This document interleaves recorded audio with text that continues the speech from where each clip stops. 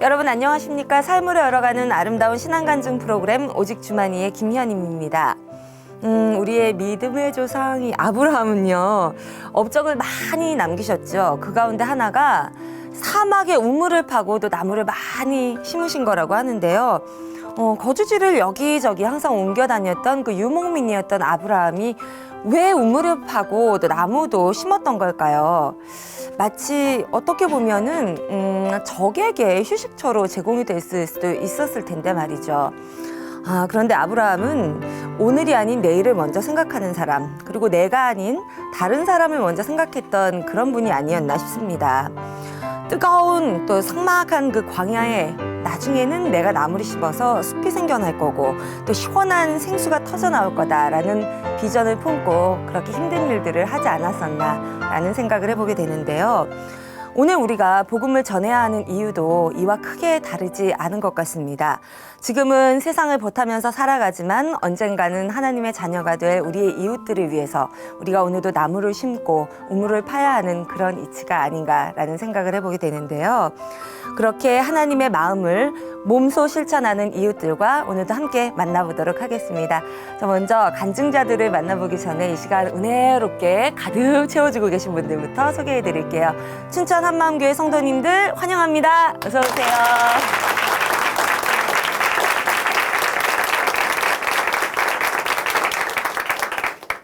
네, 오늘 첫 번째 출연자를 여러분께 소개해드리겠습니다. 교회는 알지만 또는 교회 열심히 다니지만 예수님을 알지 못하는 분들도 계시고 성경을 열심히 읽지만 우리 하나님을 만나지 못한 분들도 계십니다. 지금 나오는 분들, 지금 나오실 분도 이와 같은 분이신데요. 이분은 어렸을 때부터 교회 열심히 다니셨지만 정작 우리 예수님을 만나지는 못하셨다고 합니다. 그런 그가 어느 날 우리 예수님을 만나게 되셨다고 하는데요. 어떤 사연일지 지금부터 함께 만나보도록 하겠습니다. 춘천 한마음교회 김정일 형제님 큰 박수로 환영해 주시죠.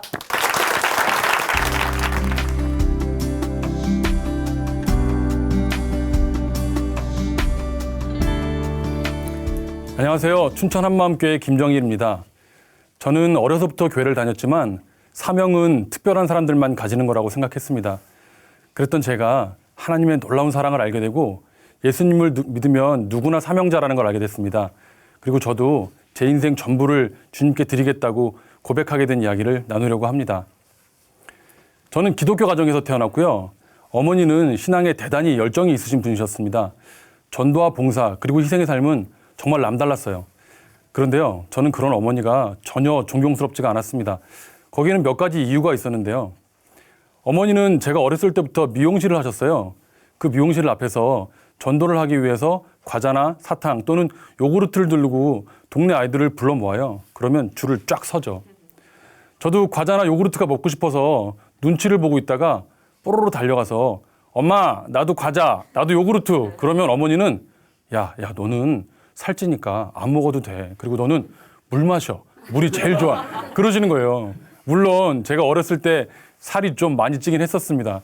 하지만 아무리 그래도 그렇지 아들인 저는 안 챙겨주시고 다른 아이들만 챙겨주시는 어머니께 늘 섭섭한 마음이 있었습니다.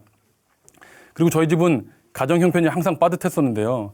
그 이유가 어머니가 남들에게 늘 퍼주기만 하니까 그런 거 아닌가 하는 생각이 들었고요. 장소를 가리지 않고 전도를 하시는 어머니와 함께 다닐 때는 창피하니까 제발 좀 그만하세요 하면서 큰 소리로 짜증을 내기도 했죠. 거기다가 몸이 망가질 정도로 힘들게 봉사하는 걸 보면서 자연스럽게 제 마음속에 나는 어머님처럼 살고 싶진 않다 하는 생각이 자리를 잡았던 것 같습니다. 저에게 있어서 신앙생활이란 내 인생을 손해보고 다른 사람들을 위해서 사는 거라는 생각이 들었고요.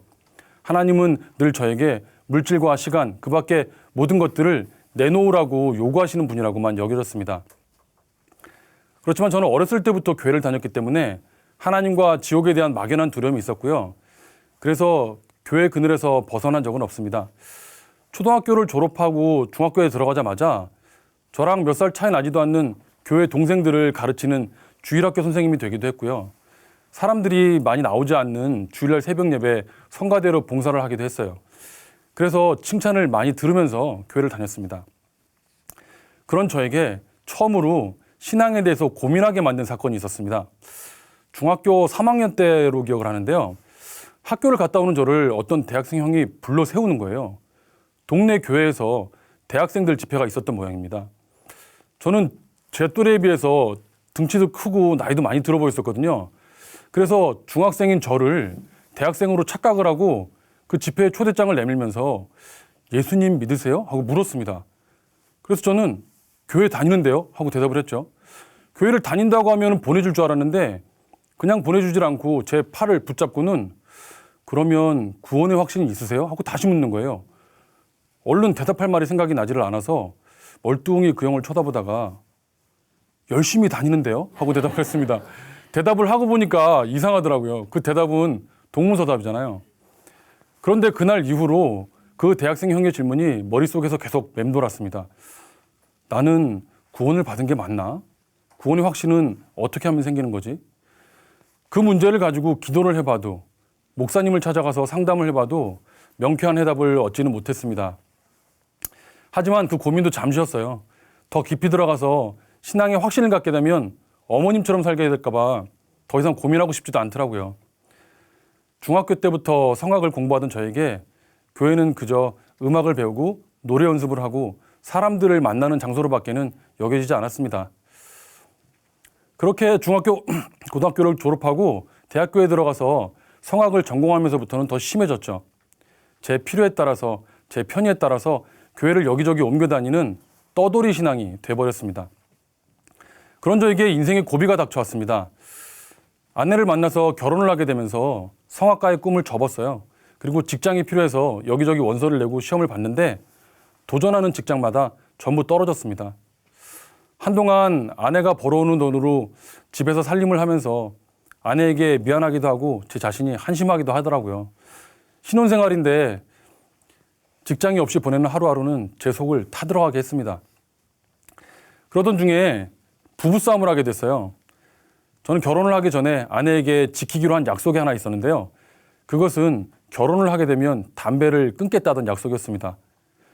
그런데 직장은 구해지지 않죠. 혼자 있는 시간은 많죠. 그러다 보니까 담배는 끊기가 더 어렵더라고요. 그래서 아내에게는 담배를 끊었다고 거짓말을 하고 혼자 있는 시간에 몰래 담배를 피워드렸죠. 그러던 어느 날 아내가 퇴근해서 집에 돌아오기 직전에 베란다에서 담배를 기분 좋게 한 대 피우고 아무 생각 없이 꽁초를 병에다 딱 넣고 물을 내렸는데 글쎄 하필이면 그 담배 꽁초가 내려가지를 않고 그 변기에 동동 떠 있었던 거예요. 퇴근해서 집에 돌아온 아내는 그걸 발견하고 제가 담배 피우는 걸 알게 됐죠. 사실 그날 저는 싸움이 난 김에 그동안 아내에게 제 마음이 얼마나 힘들었는지 다 말하고 싶었습니다. 아내가 제 마음을 알아주기를 바랬던 거죠. 그런데 쑥스러워서 맨정신으로는 제 속마음을 다 못 말하겠더라고요. 그래서 슈퍼에 가서 맥주 한 병을 사가지고 와서 벌컥벌컥 마시고는 혀꼬부라진 소리로 말을 했습니다. 저는 맥주 한 병이면 치사량이거든요. 싸우면서 무슨 정상적인 대화가 되겠어요. 그냥 다 집어치우고 잠이나 자자 하고 누웠는데 아내는 그 상황이 답답했던 모양이에요. 자려고 누웠다가 벌떡 일어나서는 당신은 교회를 다니고 하나님을 믿는다는 사람이 왜 기도를 해서 해결받으려고 하지 않냐고 하는 거예요. 그래서 저는 짜증이 나서 더 큰 소리로 당신은 기도를 하면 들으시는 분이 있는 것 같아? 응답하시는 분이 있는 것 같냐고. 난 잘 모르겠어. 하고 대답을 했습니다. 그날 그 짧은 대화가 제 인생의 전환점이 될 줄은 꿈에도 몰랐습니다. 아내는 한참을 고민을 하더라고요. 그러더니 직장 동료 중에 최근에 예수님을 만나서 너무나 달라진 친구가 있는데 같이 한번 만나보자고 했습니다. 그 친구는 저도 익히 잘 알고 있던 친구라 흔쾌히 그러자고 했죠. 저는 속으로 그래 어차피 백수고 시간도 많은데 이번 기회에 화끈하게 확실하게 한번 고민해보고 그래도 못 믿겠으면 더 이상 교회를 다닐 필요도 없겠다 하고 생각을 했습니다. 어차피 하나님이 있는지도 모르겠고 믿지도 않는데 계속해서 교회를 다닌다는 게 시간 낭비, 돈 낭비라는 생각이 들었거든요. 그렇게 해서 저는 아내의 직장 동료였던 그 친구를 만나게 되고 그 친구의 소개로 한마음교회 형님 한 분을 만나게 됐습니다. 저는 그동안 교회를 여기저기 많이 다녔지만 그렇게 확신에 찬 얼굴로 복음을 전하는 사람을 본 적이 없거든요. 말씀을 너무나 쉽고 명쾌하게 풀어주시는데 제 입이 떡 벌어지더라고요. 저는 거의 매일 그 형님을 만나서 말씀으로 양육을 받기 시작했습니다. 그런데 그 말씀 교재가 참 특이했던 것은요. 그 형님은 만날 때마다 같은 말씀을 전해주셨어요. 종이에다가 동그라미 3개를 그리고 천국, 세상, 지옥이라고 쓰시고 세상에다가 까맣게 덧칠을 하시고는 이 세상이 어두움이고 우리가 어두움 가운데 있다는 것만 정확하게 알아도 많은 게 풀립니다. 하나님이 직접 이 땅에 내려오시지 않았다면 어둠인 이 세상에서 우리가 아무리 노력을 하고 발버둥을 쳐봐도 하나님을 알 수도 믿을 수도 없다고 하셨어요. 사람으로 이 땅에 오신 그분을 하나님으로 주인으로 믿을 수 있는 유일한 증거가 부활이라고 하셨죠. 말씀이 너무나 쉽고 명쾌해서 제 마음에 금세 변화가 일어날 줄 알았습니다. 그런데 그렇지가 않더라고요. 말씀을 계속해서 들을수록 하나님이 살아계시고 천국과 지옥이 있다는 게 점점 더 선명해지긴 했습니다. 예수님이 우리 주인이 되시기 위해서 죽으시고 부활하셨다는 말씀을 들으면서 예수님을 마음의 주인으로 모셔야 된다는 걸 알겠는데 제 마음에서는 계속 갈등이 되더라고요. 지금까지 제 신앙의 모델이었던 어머님의 삶, 거기다가 양육을 받으면서 알게 된 제자들의 삶은 저에게는 도저히 그렇게 살 수도 없고 또 그렇게 살고 싶지도 않은 그런 삶이었습니다. 너무나 힘들어 보였거든요. 어느덧 양육을 받은 지 7개월이 지날 때쯤 저는 결단을 하기로 했습니다. 아니, 부활을 통해서 하나님이 살아계신 것이 이렇게 확실한데 어쩌겠는가 하는 생각이 들었거든요. 그래서 저를 양육해 주시던 형님께 찾아가서 결연한 마음으로 이렇게 말씀을 드렸습니다. 형님, 예수님의 제자들도 힘겹게 순교자의 삶을 살았겠죠? 하나님이 살아계시고 천국과 지옥이 있다는 게 너무나 선명하기 때문에 그 길을 가지 않을 수 없었겠죠? 그래서 저도 좋든 싫든 그 길 한번 가보려고요. 그랬더니 그 형님은 전혀 의외의 대답을 하시는 거예요. 아니지. 그 사람들은 너무나 기뻐서 그 길을 간 거야. 에? 기뻐서 그 길을 갔다고요? 그 대답을 듣는데 다시 혼란스러워지더라고요. 아무리 생각해봐도 손해만 보는 것 같은 삶. 물질도, 시간도, 가족도, 심지어는 생명까지도 내드려야 되는 그런 삶이 어떻게 기쁠 수가 있다는 말인가. 그때부터 저는 다시 고민하면서 기도하기 시작했습니다. 도저히 제 의지로, 제 노력으로는 그런 삶을 기쁘게 살 수 없다는 생각이 들었거든요.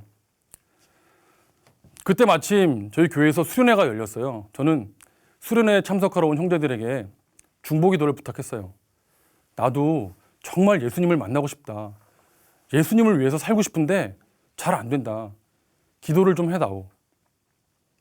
그날 오후 예배가 끝나고 성도들이 통성으로 기도하는 시간에 저는 예배당 이곳저곳에서 들려오는 제 이름을 들을 수가 있었습니다. 정일 형제를 살려주세요. 정일 형제를 도와주세요. 이렇게요. 그리고 저를 양육해 주시던 그 형님도 제 옆에 앉아서 저를 붙잡고 눈물로 기도를 해주셨어요. 그런 기도 소리를 들으면서 제 마음이 더 간절해지더라고요. 그렇게 기도를 하고 저는 새로운 마음으로 요한복음을 다시 보기 시작했습니다. 지금까지 듣고 배운 대로 예수님에 대해서 살펴보면서 읽어 나갔습니다. 20장에서 드디어 예수님은 부활하셔서 제자들 앞에 나타나셨고요. 부활하신 후 예수님께서 제자들에게 어떤 말씀을 하실까를 생각하면서 그렇게 20장에서 21장으로 넘어가는데 평소에 늘 제 머릿속에서 정답처럼 자리 잡고 있던 말씀들이 떠올랐습니다. 예수님이 부활하셔서 당연히 나의 주인이고 나의 하나님이시라는 겁니다. 그렇기 때문에 예수님께서 제자들에게 하실 말씀은 한 가지밖에 남지 않았다고 생각이 들었어요. 내가 네 주인이다. 네 인생을 내놓아라. 너는 하나님이며 주인인 나를 위해 사는 게 마땅하다. 이러실 줄 알았습니다. 그런 생각을 하면서 21장을 펼쳐보는데요. 제 생각과는 달리 너무나 생소한 말씀이 눈에 들어왔습니다. 요한의 아들 시몬아, 네가 나를 사랑하느냐? 네가 나를 사랑하느냐? 인생을 송두리째 가져가시겠다고 해도 할 말이 없을 텐데 고작 사랑하느냐고 물어보시는 거예요. 그런데 그 말씀이 눈에 들어오는 순간에 지금까지 하나님께 대한 모든 오해가 한순간에 풀어지는 것을 느꼈습니다. 예수님이 우리 주인이 되시기 위해서 죽으시고 부활하셨다는 것은 나를 종으로 부리시기 위함도 그리고 내 것을 빼앗아서 취하시기 위함도 아니었습니다. 전능자의 나를 향한 요구는 단 단 하나, 바로 사랑이었습니다. 마음 중심에서 진심으로 사랑한다는 말 한마디를 들으시기 위해서 전능자께서 사람의 몸을 입고 이 땅에 내려오신 거예요. 내가 나를 사랑하느냐는 그 한마디의 물음에 창세기부터 계시록까지의 성경 전체에 하나님의 마음이 압축돼서 들어가 있는 것 같더라고요. 그리고 그동안 그렇게 들었어도 마음이 와닿지 않던 말씀들이 하나하나 떠오르면서 하나님의 마음이 보이기 시작했어요. 아담과 하와가 선악과를 따먹기 전에 하나님은 이미 하늘나라에 성막을 만들어 놓으셨고, 인간이 죄를 짓게 되면 하나님이 그 죄를 대신 지고 죽어주실 것을 작정하신 거예요. 그런 하나님이 수천 년을 기다리시다가 드디어 이 땅에 내려오셨습니다.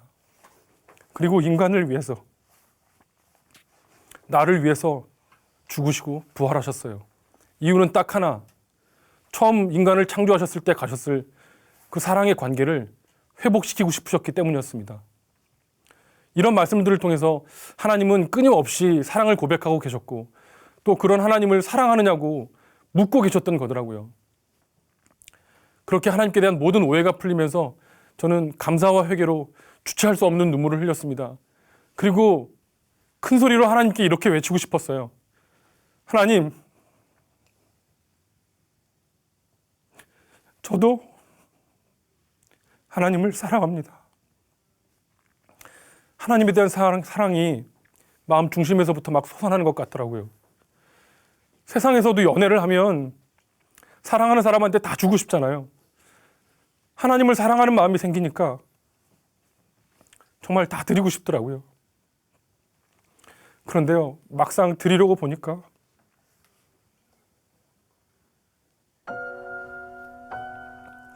드릴 게 없는 거예요.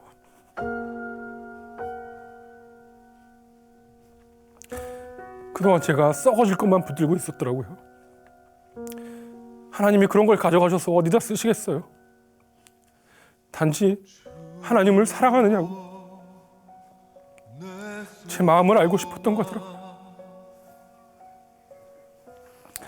그렇다면 나는 무엇을 드리면 하나님이 좋아하실까?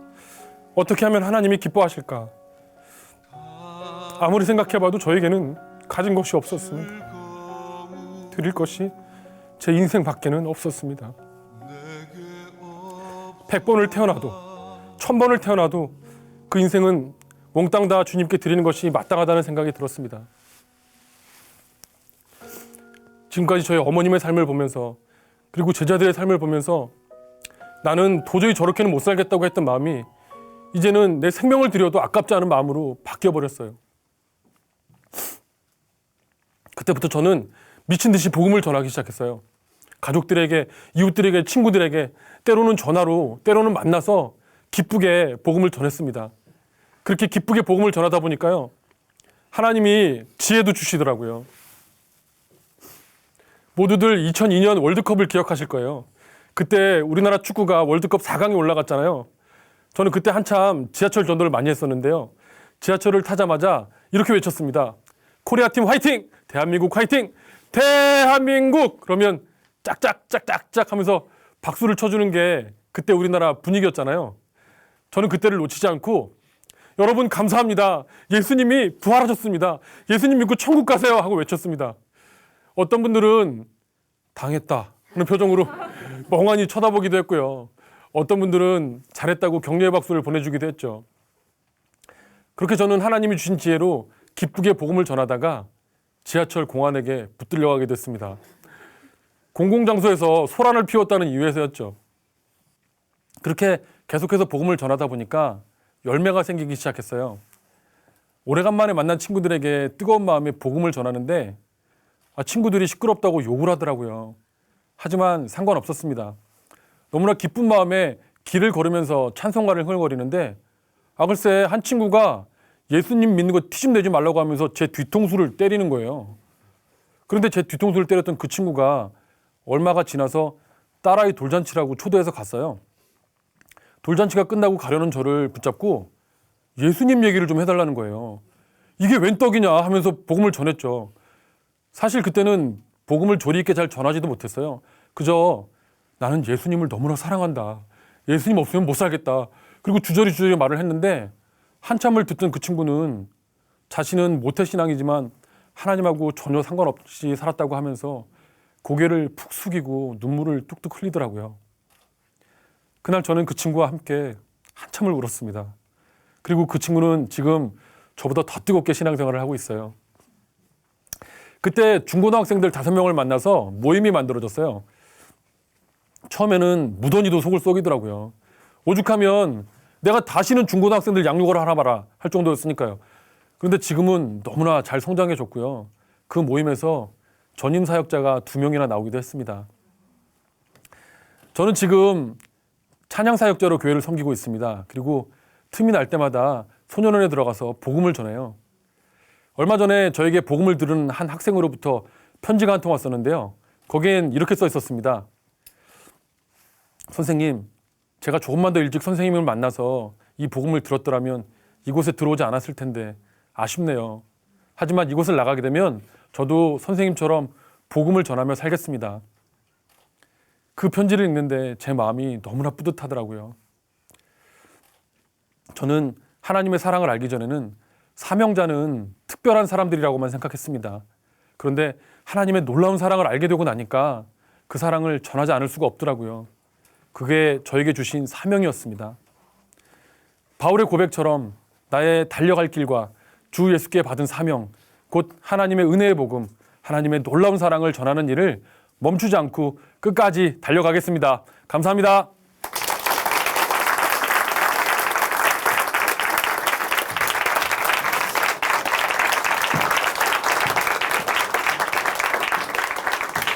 열심히 교회를 다니고 열심히 주일에 교회에 앉아있고 성가대 봉사를 하고 뭐 여러 가지를 해도 그것과 구원을 받는 것은 정말 같은 문제가 아니다. 별개의 문제다라는 거 다시 한번 생각해 볼 수가 있었습니다.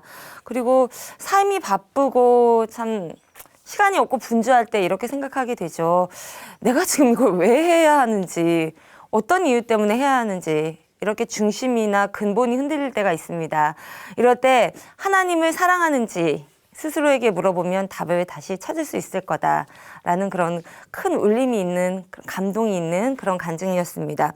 우리 김정일 형제님 간증 들으시면서 어디서 많이 봤던 분 아닌가라는 생각하신 분이 있을 텐데요. 여기 아름다운 아내분과 함께 저희 프로그램에서도 많은 이 찬양을 들려주셨던 분입니다. 그 찬양 내면에 이러한 사연이 있었기에 더 깊은 은혜로운 찬양이 되지 않았었나라는 생각을 다시 한번 해보게 되네요. 앞으로의 찬양 사역도 우리가 함께 박수로 응원해 드리겠습니다. 네.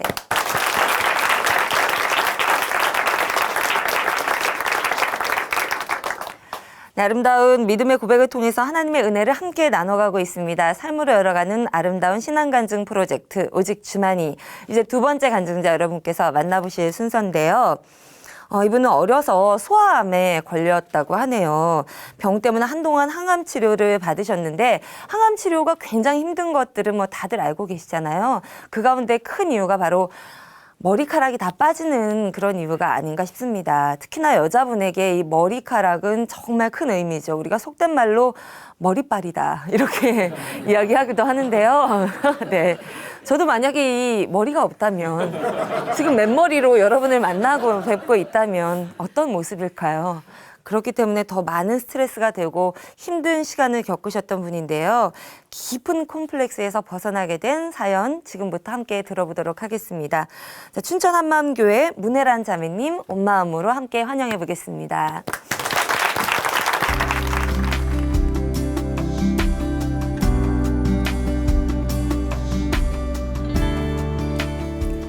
안녕하세요. 춘천 한마음교회 문혜란입니다. 저는 어렸을 때 생긴 컴플렉스로 인해 20년 넘는 시간을 헛되이 보냈는데요. 부활하신 예수님을 만나 참된 자유를 누리고 영원한 하늘가족 교회 공동체와 함께 힘차게 전진하게 된 이야기를 나누고자 합니다. 저는 초등학교 5학년 때 소아암으로 항암 치료를 받았었는데요. 다행히도 증상이 많이 심각하지는 않아서 5, 6개월 정도 치료를 받고 괜찮아졌지만 이후 항상 저를 올가매는 컴플렉스가 생겼어요. 바로 항암 치료를 받으면서 빠진 머리카락이 예전처럼 나지를 않은 거예요. 고등학생 때까지는 이런 제 모습이 부끄럽고 싫어도 어쩔 수 없이 있는 모습 그대로 살아야 했지만 고등학교를 졸업하고는 좀 달랐어요. 대학을 다니게 되고 파마를 할 수 있게 되면서 머리를 반 묶는 것으로 얼추 감출 수 있게 되니까 괜찮더라고요. 처음에는 진작 이럴 수 있었으면 좋았잖아 싶었거든요. 그런데요, 머리를 한번 반으로 묶기 시작하니까 절대 풀지를 못하겠더라고요. 이 머리를 풀면 제 수치가 드러난다는 생각이에요. 그래서 머리가 길고 파마도 풀려서 다시 파마를 해야 할 때면 정말 몇 날 며칠을 걱정했어요. 미용실에 사람들이 최대한 없을 것 같은 시간에 제발 다른 사람들이 오지 않기를 기도하면서 죽을 것 같은 마음으로 간신히 머리를 했습니다. 다시 머리를 해야 할 때마다 정말 죽을 맛이었어요. 간신히 머리를 해도 죽을 맛인 것은 똑같았는데요. 바람이 많이 부는 날에는 머리가 날리고 망가질까 봐 두렵고, 더운 날에는 땀이 흐르면서 머리가 젖고 망가질까 봐 또 두려웠어요. 그래서 저는 거울과 빗을 늘 가지고 다니면서 머리가 제대로 묶여있나 수시로 확인을 했고요. 확인을 못하면 불안했어요. 물론 확인도 사람들 있는 데서는 잘 못했고요. 사회생활을 시작하게 되면서 직장을 다녀야 하는데 머리숱이 없는 제 모습이 불안하고 불편하게 느껴졌어요. 모르는 사람들과 부대끼면서 어울리는 회사 생활이 암담하기만 하더라고요. 그래서 돈은 많이 안 줘도 상관없으니 혼자 사무실을 지키는 곳이나 오래 머물지 않는 계약직을 자꾸 찾아서 하기 시작했어요. 혼자 있거나 잠시 머물다 떠나버리면 왠지 제 모습을 숨길 수 있을 것 같았거든요. 일을 시작해도 기쁨과 감사보단 늘 불안과 염려, 두려움이 더 컸고요.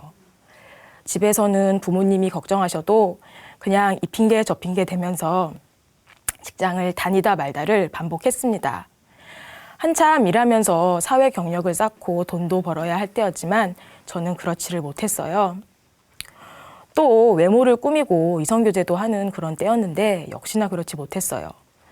20대 여자로서 화장품이나 옷, 구두, 가방 이런 것들에 관심이 안 갈래야 안 갈 수가 없고 또 꾸준하지는 못했어도 돈이라는 것을 벌게 되니까 안 살 수가 없더라고요. 그래서 저도 이거저거 참 많이 샀는데 상표도 떼지 않고 버린 물건이 정말 많았어요. 예뻐 보이고 또 갖고 싶어서 산 옷이나 구두, 가방이 머리숱도 없고 맨날 파마를 하고 반 묶은 제 머리 스타일과는 안 어울린다는 생각이 들었거든요. 사실 물건을 살 때의 마음은 이 물건이 저의 겉모습을 커버해 줄 것 같아서 샀거든요. 그래서 때론 무리를 해서라도 샀는데 결국은 제 겉모습이 이유가 돼서 안 입고 안 신고 안 가지고 다니게 되더라고요. 간혹 이성이 저에게 관심을 보인다는 게 느껴지면 그렇게 불편하게 느껴졌어요. 전에 다니던 회사에서 저한테 점심이나 커피를 사겠다고도 하고 메신저로 수시로 말을 걸어오는 남자 동료분이 있었어요. 같이 먹기는 싫고 딱히 핑계댈 게 없어서 금식기도 중이라면서 거절하고 메신저로 말을 걸어도 일부러 늦게 대꾸하면서 바빴다고 했어요. 계속 피하기도 그래서 할 수 없이 커피를 한번 마시게 됐는데 친구한테 20분쯤 후에 나한테 전화 한번 해달라고 부탁하고는 업무 때문에 부른다고 그만 가봐야겠다고 한 적도 있었고요. 그런데 이분이 다른 회사로 가게 되면서 그동안 자기 때문에 불편했던 것 같은데 미안하다고 쪽지를 보낸 거예요. 그냥 작은 호감 정도일 뿐이었는데 정말 이분 때문에 회사 다니기가 싫을 정도로 너무너무 부담스러웠거든요. 그런데 미안하다고 하니까 제가 더 미안하면서도 솔직히 이제 안 보인다고 생각하니 살 것 같았어요. 내가 왜 이렇게 오버할까 싶으면서도 마음이 제어가 안 되더라고요. 제 모습에 자신이 없다 보니 그냥 이런 상황이 싫고 애시당초 누굴 만나고 싶다는 생각은 별로 들지 않았어요. 특히 저는 집 밖에서 자는 걸 정말 싫어했는데요. 왜냐하면 나가서 머리를 감고 풀고 묶고 하는 그런 모습을 다른 사람한테 보여주기 싫었거든요.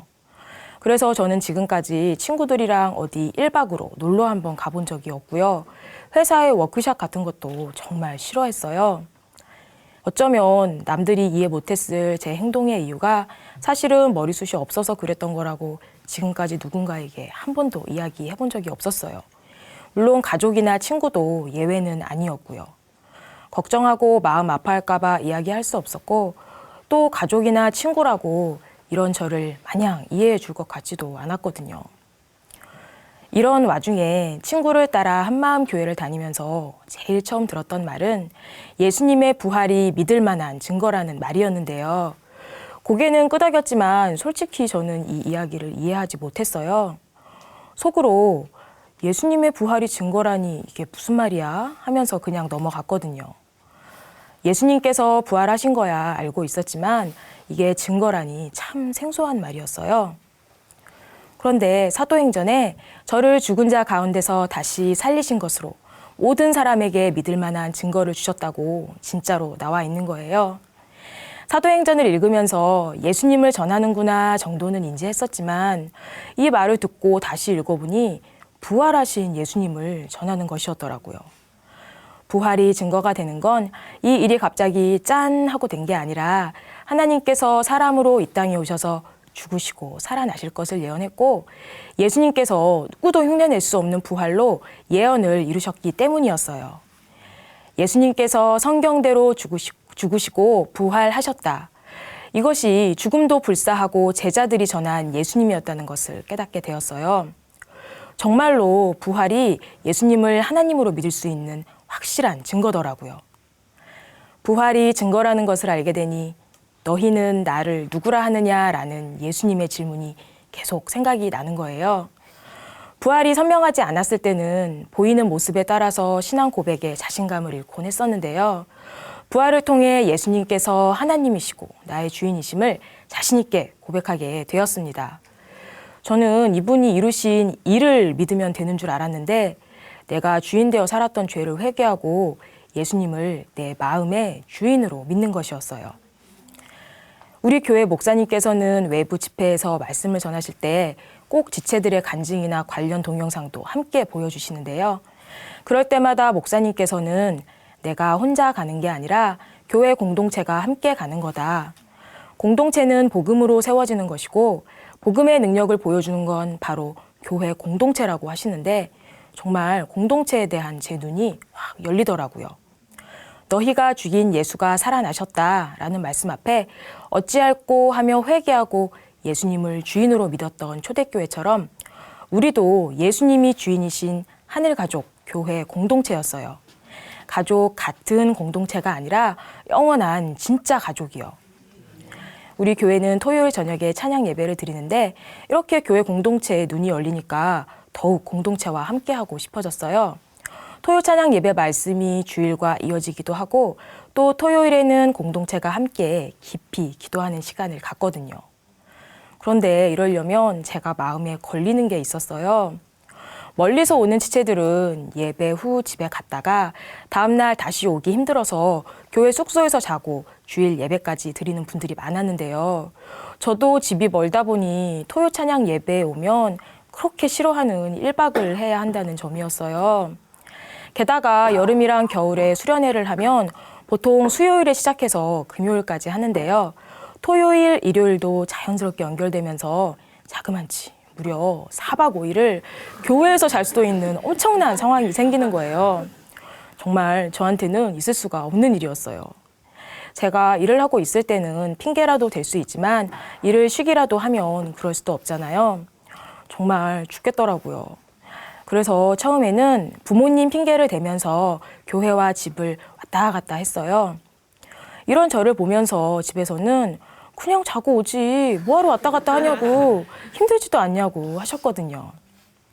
사실 저는 처음 부활의 복음을 들은 그 순간부터 막연하게나마 이제는 내가 머리숱이 없어서 참 그랬다라는 말을 해야겠구나 싶었어요. 이 말을 하지 못하면 계속 이해 안 되는 모습 보이면서 온전히 함께할 수 없겠구나 싶더라고요. 하지만 염려와 걱정이 더 컸던 저는 계속 입술을 열지 못하고 매번 마음의 준비만 하고 있었어요. 그런데 한 형제님이 세상은 흑암이다. 하나만 꽂혀도 죽는다라는 제목으로 간증을 나누게 된 거예요. 그때 제목만 봤는데도 정말 헉 했어요. 순간 성령님께서 바로 제 모습이 그렇다고 정확하게 알려주시는 거예요. 형제님은 세상은 악한 자 안에 처해 있고 누구도 예외 없이 예수님을 주인으로 믿지 않으면 마귀의 포로가 되어 마귀가 넣어주는 생각에 꽂혀서 이리저리 끌려다닌다고 했습니다. 열 하루 갈 길을 40년 걸리는 이유가 염려 때문이며 마귀에게 싹 다 속고 사는 거라고요. 대단한 것도 아닌데 마귀가 넣어준 사소한 생각 하나에 열 하루 갈 길을 40년이나 돌아간 이스라엘 백성처럼 되는구나. 그게 바로 나구나. 남들보다 머리숱 조금 없다고 내가 왜 이렇게까지 할까 정말 수없이 생각했는데 이게 마귀의 속임수에 노란한 거였다는 게 이날에서야 너무나 선명하게 보인 거예요. 그러면서 더불어 한 자매님의 간증도 제 마음을 찔렀는데요. 자매님은 만약 복음을 듣고도 여전히 자기 문제에 갇혀 있다면 그것은 우리를 살리고 싶어하는 하나님의 마음을 모르는 것이다. 나의 간증은 나도 살고 다른 영혼을 살리기도 하는 것이다.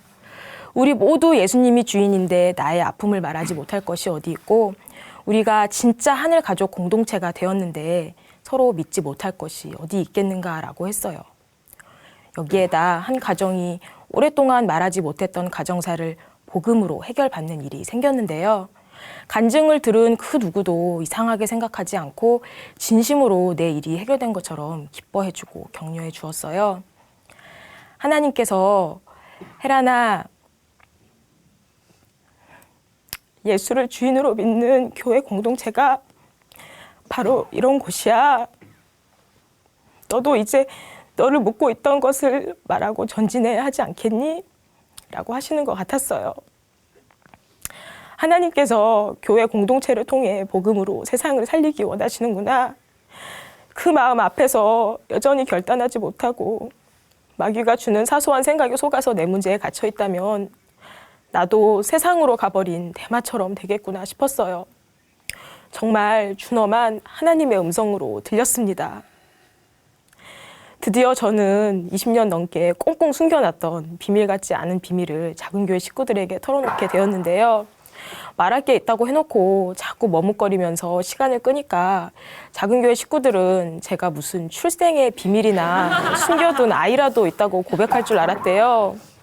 제 이야기를 듣고 나서 오히려 허탈할 정도였다고 하더라고요. 말을 듣고 보니까 머리숱이 적은가 하지 별로 그래 보이지 않았다고요. 지체들이 하나같이 이렇게 말하니까 저도 참 허탈하더라고요.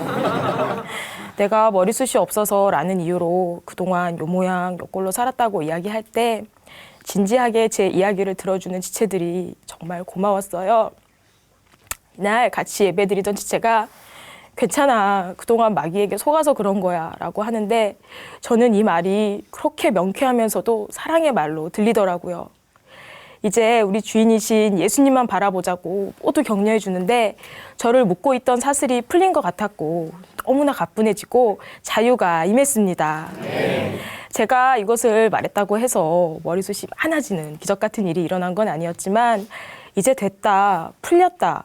더 이상 이 문제로 교회 공동체와 함께 하나님의 뜻을 향하여 전진하는데 방해가 되지는 않겠구나라는 것은 확실히 알 수 있었어요.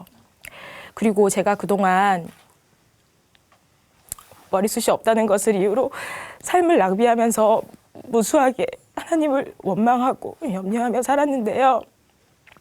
전에는 원망하고 염려한 것이 죄송했고 염려하지 않게 해달라고 기도했었어요. 그런데 부활로 예수님께서 나의 주인이심이 확실해지니 마귀에게 속아 살면서 아무렇지 않게 원망하고 염려한 것은 제가 주인이었기 때문이었어요. 곧 예수님을 믿지 않은 너무나 악하고 큰 죄를 회개할 수밖에 없었습니다. 지나간 시간에 대한 안타까움이 밀려왔지만 달리다 넘어졌다고 뒤돌아서서 스타트 라인으로 가는 사람이 어디 있냐면서 그 자리에서 벌떡 일어서서 앞을 향해 다시 달리라는 목사님의 말씀이 생각나 힘이 되더라고요. 저는 토요 찬양 예배를 드리고 나서 1박도 하게 되었고요. 제 생애 처음으로 집이 아닌 곳에서 교회 지체들과 함께 무려 4박이나 하면서 수련회에 참석하기도 했어요. 가족이나 친구들이 다들 너가 웬일이냐고, 무슨 일이냐고 하면서 놀라더라고요. 다른 사람들에게 내가 머리숱이 없어서 이러이러했다라는 말도 할 수 있게 되었고요. 예전에는 제 문제를 해결받는 방법이 2가지뿐이라고 생각하고 있었는데요. 머리숱을 예전처럼 주시던지 아니면 이런 것이 아무 상관없도록 제 마음을 바꿔주시던지. 하지만 지금 모습이 상관없다는 마음은 생겼다 사라졌다를 반복했고요. 예전처럼 되었으면 하는 마음이 더 컸기 때문에 많은 시간을 눈물, 원망, 자기 연민 등으로 보냈어요. 그런데 하나님의 방법은 바로 교회 공동체였습니다. 부활하신 예수님을 만나 굴복되고 이분이 주인이신 교회 공동체에 제 있는 모습 그대로를 드러낼 때 품어주는 것을 보니까 그제서야 이 모습이라도 상관없다는 마음에 종지부가 찍어지더라고요. 이제 저에게는 복음이 있고 교회 공동체가 있고 복음을 전해야 하는 사명이 있습니다. 이 사실이 저를 정말 살만나게 하는데요. 저는 그동안 제 문제에 갇혀서 복음을 잘 전하지 못하고 살았어요. 그런데 이제는 부부간의 문제로 힘들어하는 친구에게 부활하셔서 우리 주인이신 예수님이 너네 가정의 주인이 되셔야 해결돼. 예수님 믿어라 라고 복음을 전하고 비슷한 문제를 복음으로 해결받은 지체들의 이야기도 들려주고요. 그동안 복음 한번 전하지 못한 친구에게는 우리 교회 지체가 말이야 택시기사님께 예수님이 죽으시고 부활하셔서 하나님이시고 우리 주인이시다. 내가 주인된 죄를 회개하고 이분을 주인으로 믿어야 천국 간다고 전했대. 그랬더니 본인 아들이랑 며느리도 교회 다니는데 이런 얘기를 한 번도 안 해줬다며 혼내야겠다고 하셨다는 거야. 나도 나중에 너한테 원망의 소리 들으면 안 되겠다 싶더라. 너도 예수님 꼭 믿어? 라고 자연스레 복음을 전했어요. 또 지체들과 함께 노방 전도를 나갈 때가 종종 있었는데 전도를 마치고 나면 정말 큰 기쁨만 남더라고요. 이 모든 것이 혼자라면 엄두도 못 낼 일이었는데 부활의 복음이 있고 복음의 능력을 삶으로 보여주는 공동체가 있기에 가능했습니다. 함께 맛있는 음식을 먹으면서도 어디 놀러를 가서도 모이기만 하면 말씀으로 교제를 나누고 지체들이 각자 있는 곳에서 끊임없이 복음을 전해 영혼들이 살아나는 것을 볼 때마다 감격이 되더라고요. 20년 넘게 제 문제에 갇혀서 답답하게 살았던 저에게 부활하신 예수님을 만나게 해주신 것이 너무너무 감사해요. 교회 공동체를 만나게 해주신 것도 감사하고요.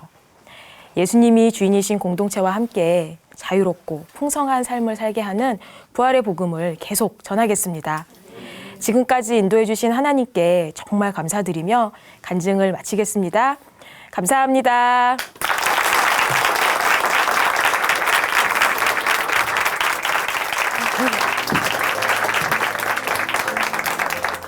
네, 신앙생활은 혼자 하는 것이 아니다. 복음을 통해서 서로가 세울 수 있다라는 말씀. 그리고 가족 같은이 아니라 이미 영원한 하늘나라의 가족이다라는 우리 혜란 자매님의 간증을 들으면서 참 진심이 그득하게 담긴 묵직한 간증이구나라는 걸 느낄 수 있었습니다. 살아가면서 염려가 없을 수는 없죠. 하지만 마귀에게 속아서 하나님이 주신 우리의 소중한 시간을 절대로 낭비하지는 말아야겠다라는 생각을 해보게 됐습니다. 하나님이 지으신 참으로 아름다운 딸, 아름답고 탐스러운 갈색머리의 주인공 우리 문혜란 자매님의 앞에 삶의 축복이 함께하기를 우리 박수로 함께 응원해 보도록 하겠습니다.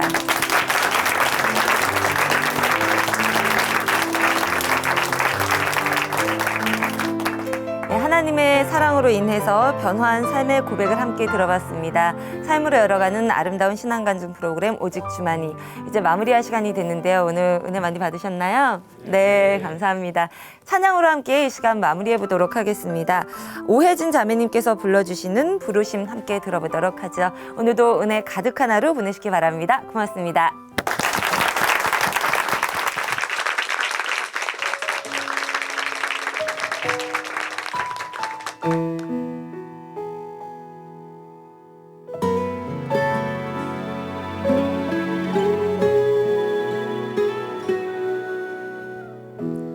내게 말씀하신 곳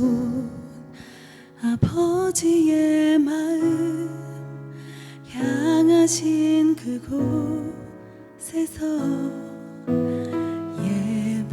예배합니다. 찬양합니다. 그곳에서 그 땅을 만드신 분을 성령의 바람 나의 눈을 적시네. 내 노래 주를 예배하네. 하늘 가득히 주의 영광 선포되네. 주님 그 땅 회복시키시네. 나의 노래가 주를 향한 예배가 그 땅을 회복시키네.